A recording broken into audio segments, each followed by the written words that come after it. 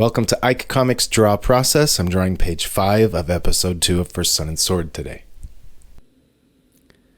The roughs, the layouts, the thumbnails, whatever you want to call them, I'm doing them right on the page. I had the loose script. I knew what needed to happen next as Farah comes over to Sword to try to help him and realizes that he's in bad shape and she's going to have to do something. She's going to have to go get him medicine. And Sun is a little worried. So that's the main point on this page. So on the last page, she's standing by the door across the room from Sword. And she's going to have to walk over. In real life, she would have to walk over. And then grab a rag. She's getting it wet. She puts it on his forehead. Like, I had to decide how much of that I needed to show, how much is necessary. And I chose to do just 5 very narrow panels that show a succession of her treating Sword, taking care of him. I started with her wringing out a rag that she had just dipped in the water bucket. So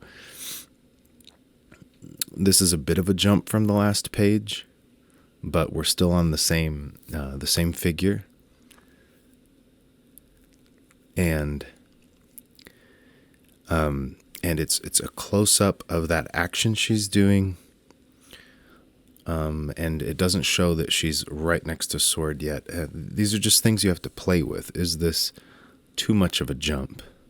If this were a movie, for example, could you jump to this moment? You could, I think. So she's wringing out the rag and then she's putting it on his forehead.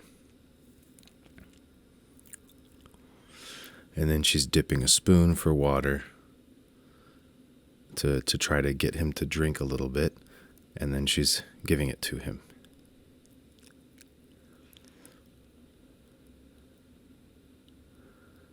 Now, I'm thinking very design-oriented in this. For one, these panels are very narrow, so there's not a lot of room to capture the actions, and a lot of things are going to get cut off.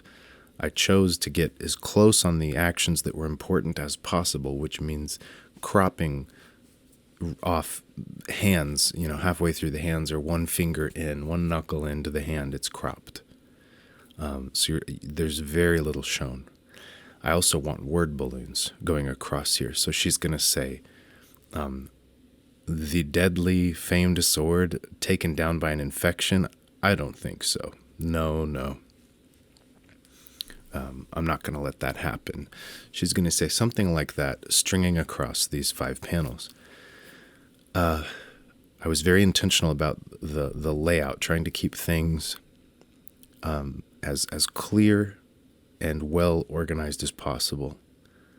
I talk about wanting to get more simple, and being well organized and stuff seems to be a really important part of that. The word balloons there, they cascade down the panel. They start at the top of the first panel and then slightly lower down the page in each panel. And then the action of her wringing out the rag is centered in the panel and above the bucket that's a line at the bottom. And then if you skip to the third panel, her hand is in the same position over the bucket in the same way, centered. But the actions she does for Sword, putting the rag on his head, giving him the spoon, those actions are centered lower on the panel. So you get kind of a zigzag. The action's in the center when it's her hands above there, and it's lower on the panel when it's her hands or his head and his treatment.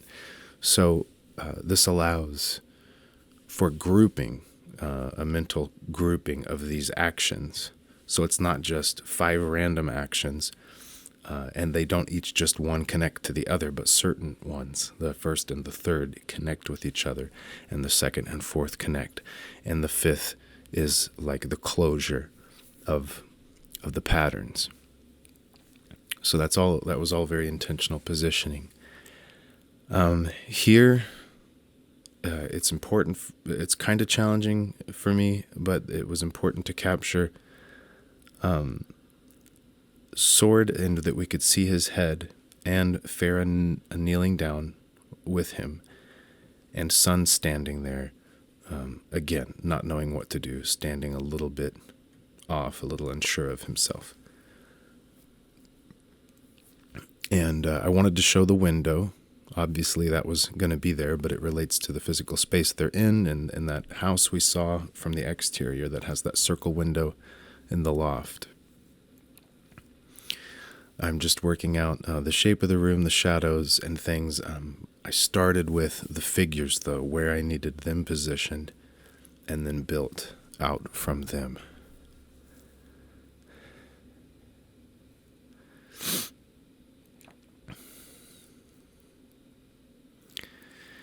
When I pose these figures, it's always a tricky thing that the easiest way to draw a figure is not always the most clear. And the most realistic pose is not always the most clear, especially depending on the camera angle on it. So there's always some dance between those, between being more realistic and natural versus more clear, and versus easier to draw. And this is how it panned out this time.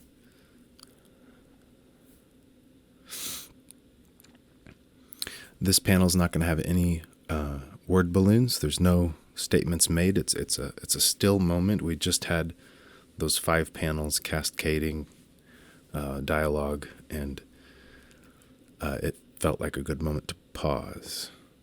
And we do that with a nice full wide panel, a large panel.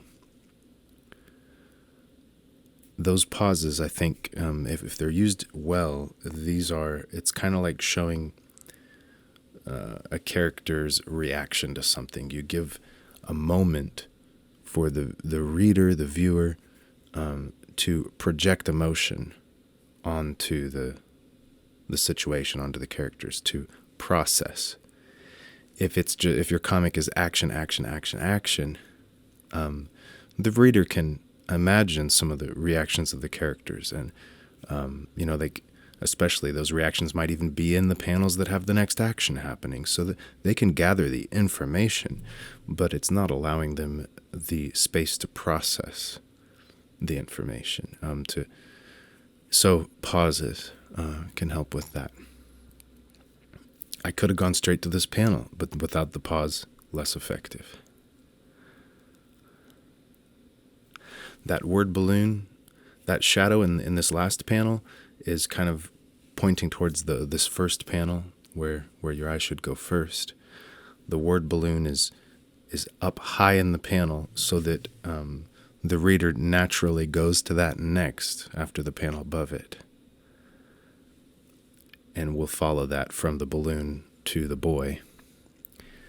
The roof and the lines, everything's kind of pointing back towards that next panel. So my initial idea was to have the word balloon lower and his head up higher, but I wanted to make sure that your eye went to the balloon.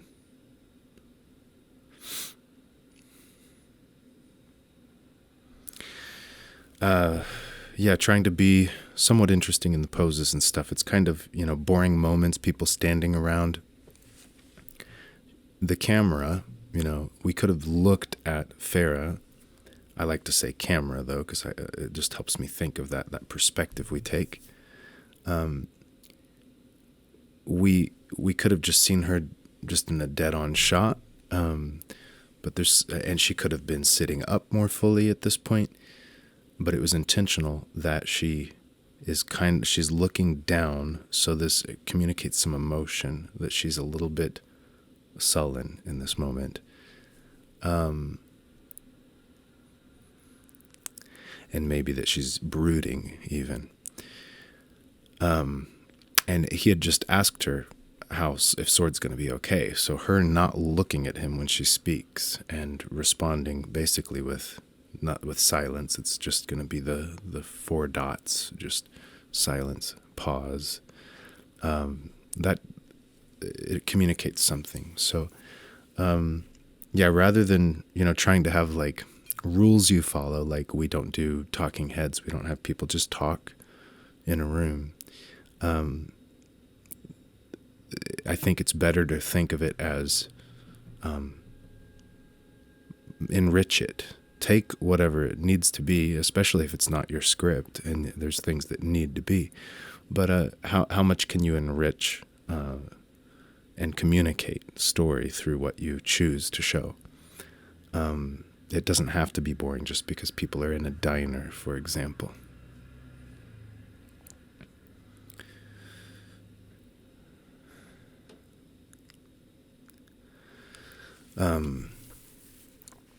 Yeah, it's been, this page was a pretty good success for me. It felt really good. Like, I felt like I was hitting on all cylinders, and I'm getting that simple, clear construction to the pages that I want to see, that I want to continue with through the book.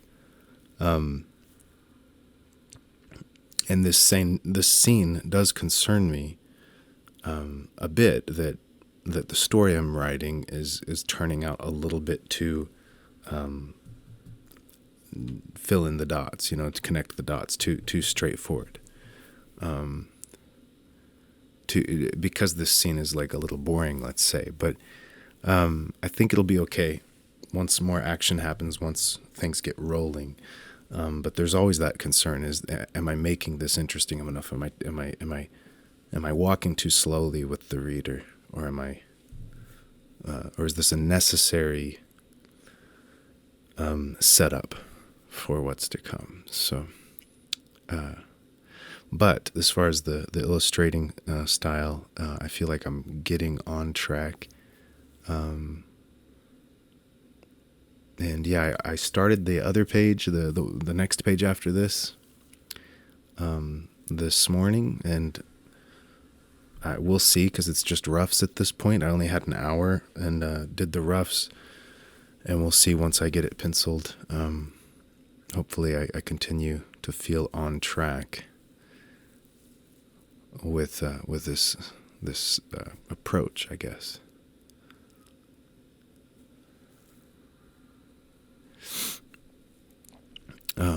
Yeah, I've been pretty disciplined lately. Got up early this morning and got onto the comic, even though I only had an hour and I could have just slept in or, messed around.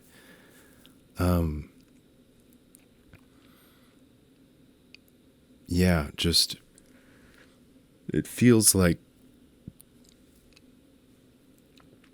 the right thing to do, to just commit to discipline and stick with it.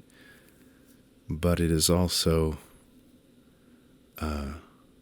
it feels a little risky too, because it gives me the picture of like plowing forward with your head down, your head buried in the sand. Like if you're all work, no play, then your comic might not feel playful. It might feel like work. The stories you tell, it may not be very inventive if you're not enjoying yourself making it, right? At the same time, I'm a human being, and I'm not always enjoying myself. And lately, I haven't been enjoying myself that much, and that's okay. And so I stick with it, and I keep, go through the motions of what I should be doing, and the feelings, they'll come around. So yeah, I can certainly hope that I am on the right track with that. I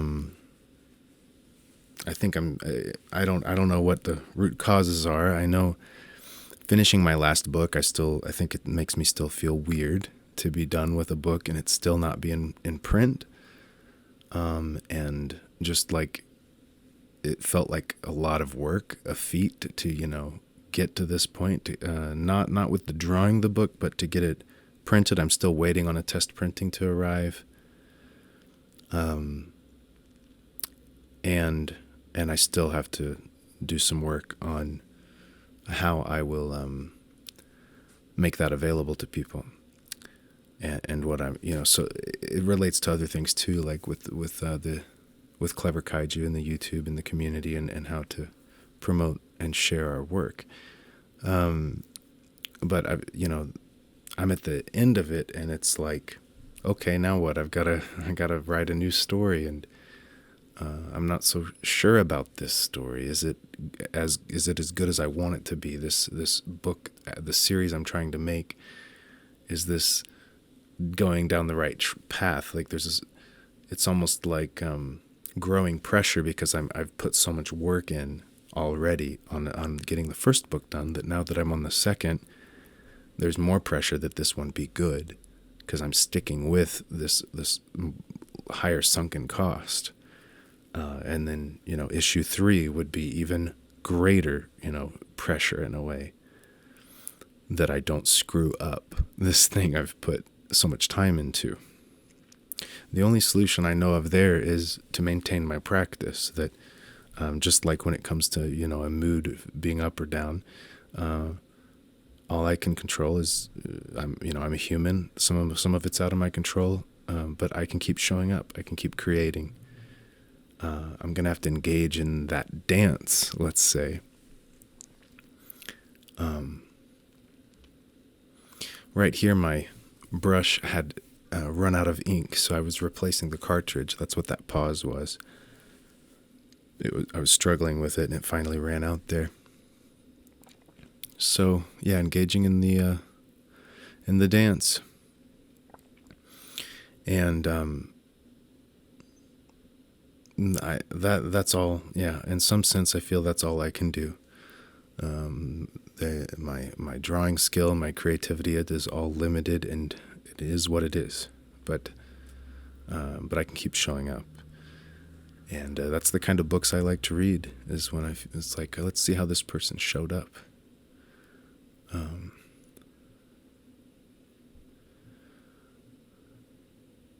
So, yeah, accepting those limitations and moving on.